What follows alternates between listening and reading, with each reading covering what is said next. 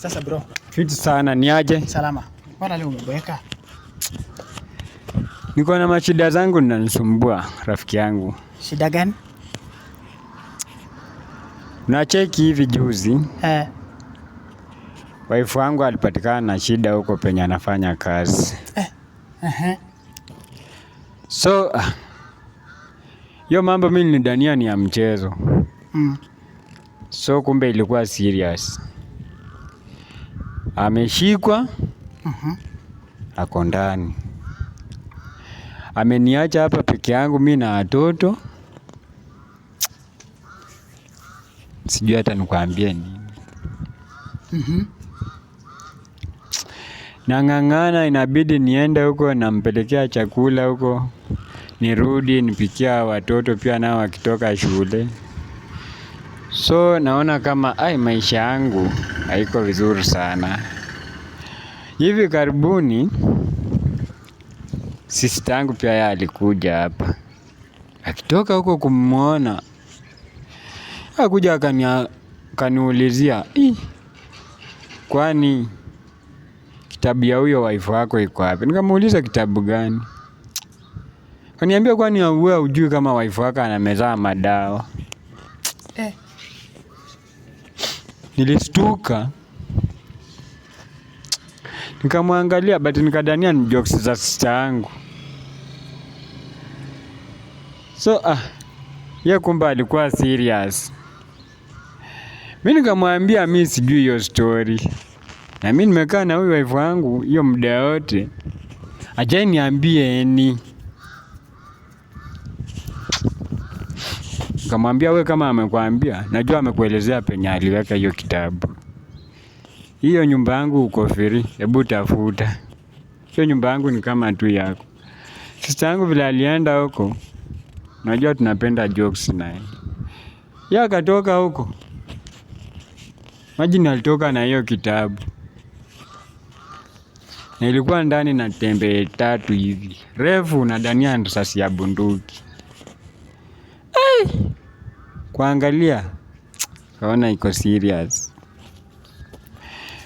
Mwenyewe nikashangaa kwani huyu wife mbona ananifanya hivi. Nimempenda hiyo kumpenda kwote. Naje akaniambia vile yako. Mimi hata vile naongea na wewe hivi, acha nikwambie. Naweza kuwa ni siku yangu ya mwisho kuniona kwa hii dunia. Yes, ndio. Ndugu yangu pole. Pole kwa hayo. Lakini unamjua yule rafiki yetu, unamkumbuka yule kijana tulisoma na yeye kidato cha 4? Unamkumbuka? Hata yeye alikuwa na historia kama yako. Kwanza yake ilikuwa mbaya kabisa. Yake ilikuwa mbaya kabisa kwa sababu hakuwahi jua, lakini baadaye alikuja tu kuendelea na maisha yake. So unamjua huyo kijana? Mimi niko na mambo mengi naweza nakuambia kama rafiki yangu. Kitu ya kwanza, usikufe moyo. Usifunje maisha yako yakuwe mafupi kwa sababu ya mambo ya dunia. Sawa sawa? Kitu cha kwanza, umpende yule wife wako. Umpende nani? Sawa sawa? Umpende nani? Unanipata? Wife wangu. Umpende wife yako. Wale watoto pia uwapende. Kwa sababu haya mambo ya kupita tu. Na haya magonjwa yapo. Naweza kuwa hata na mimi sasa niko nayo. Lakini bado naishi. Sawa sawa? Kwa hiyo cha msingi uendelee vizuri tu na maisha yako. Yale vidonge wacha aendelee kunywa. Kwani umeona hizo dawa? Uliona hizo madawa? Endelea kunywa tu, haitakudhuru. Watu wanaishi na haya magonjwa tu na wameendelea vizuri. Sawa sawa? Na sasa hivi mke wako wako wapi?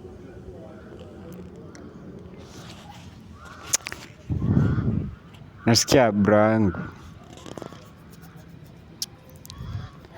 Unajua kuna watu tofauti kwa hii dunia. Wacha nikwambie. Mimi kwa nimeona huyo wife wangu, hata in fact ile kuniona kuja anione kama mimi niko kwa sanduku pale, na najua ataletwa na pingo, hata achiliwa hivyo, kwa sababu hiyo kesi yao ni kesi nyingine mbaya sana. So mimi najua atakuja aniangalie ndani ya sanduku kama nimekufa, na najua atakuwa kwa pingo, atakuwa chini ya ulinzi. Hiyo ndio kitu yenye mimi nimeona. Watoto wangu watateseka ndio, lakini si kupenda kwangu. Mimi sasa nishaamua na nimeamua. Sioni kama naweza survive na stress kama hizo za ugonjwa. Mimi na hii mwili yangu kila time kumeza hizo madawa sita manage. Afadhali uache tu nifanye nini? Vile nimeamua, wacha mimi niamue na niende hivyo.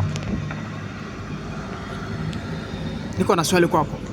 Unaposema uende ukufe, wale watoto unataka kuachia nani?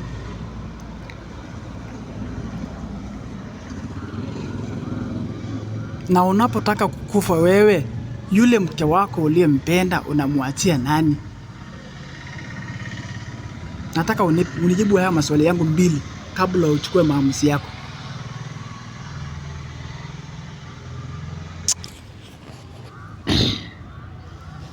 Ukumbuke mara ya kwanza nilikuambia upende familia yako. Sio wewe ndio wa kwanza kupata hiyo ugonjwa. Na haya magonjwa hayana tiba. Nilikuambia kuna yule kijana wetu tuliyesoma na yeye. Aliugua haya magonjwa ya maradhi, lakini sasa baada anaendelea tu. Juzi hata nilikuta anaendelea, analima, ana magari zake na anaendelea na biashara zake. Wewe si mdhania, ni sisi tu kama marafiki ndio tunayowajua.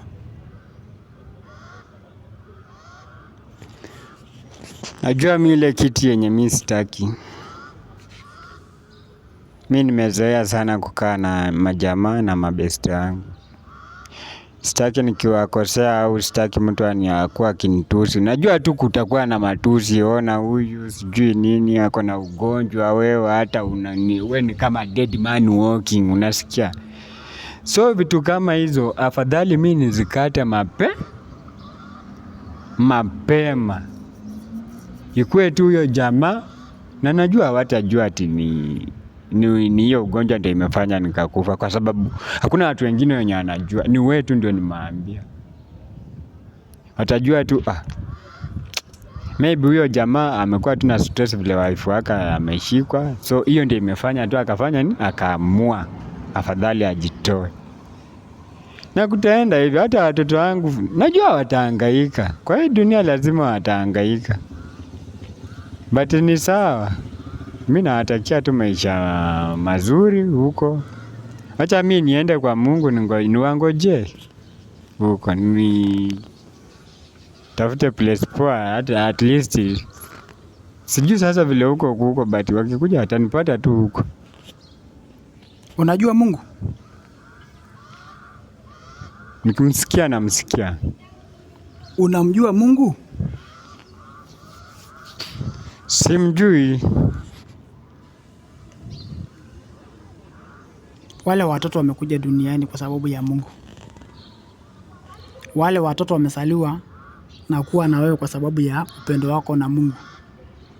Leo hii ukikufa, wale watoto unawachia nani?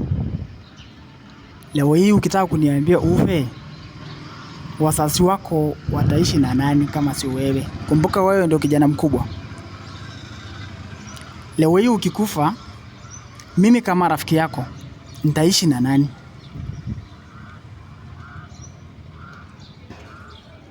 Hata najuta kwa nini mimi nimekuja huku, kwa sababu sikutarajia uniambie haya. Lakini na ushauri kwako. Niko na ushauri kwako. Ushauri wa kwanza, kuna madawa ya kutumia kwa sababu ya hiyo ugonjwa. Japokuwa sijasoma sana, lakini hizo madawa ipo. Tembelea kwenye hospitali za serikali. Yupo daktari mmoja atakusaidia. Nitakupa namba yake. Sitaki upoteze maisha yako kwa sababu ama ukate tamaa kwa sababu ya vitu ndogo ndogo. Nataka ukae maishani, uzidi kuishi na kulea watoto wako, umpende pia mke wako.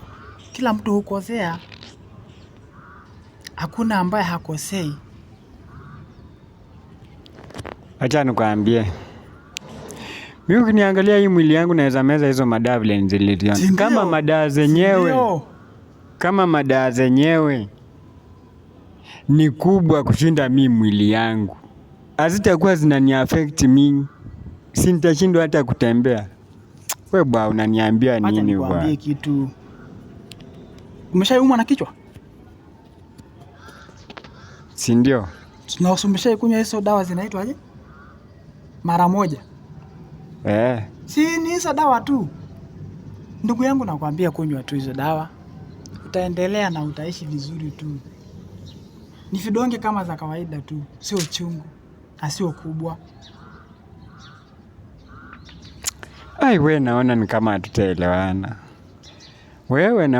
hatutaelewana.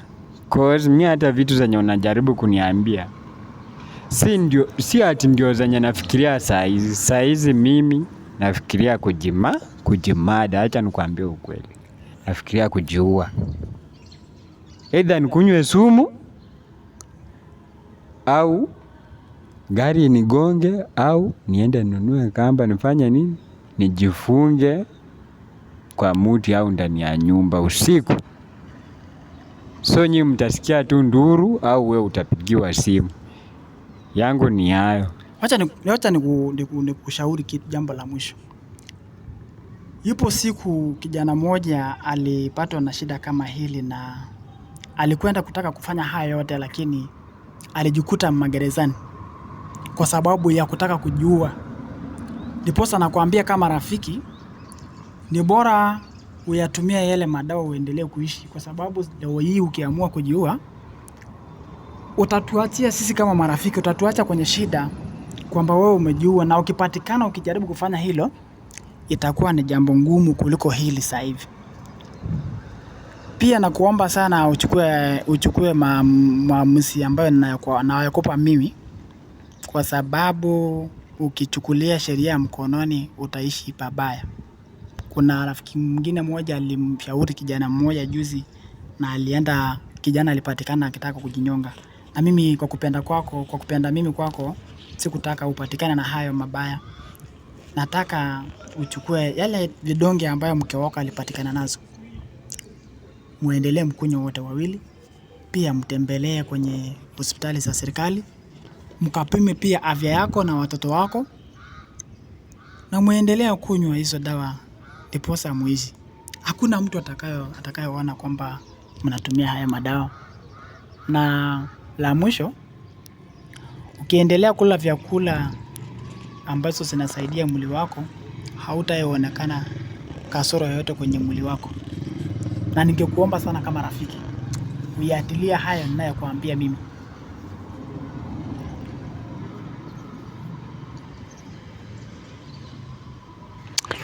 Mimi wacha niende. Lakini nitamlia huko mbele. Fanya vile nilikwambia. Unapoenda fanya vile nilikwambia.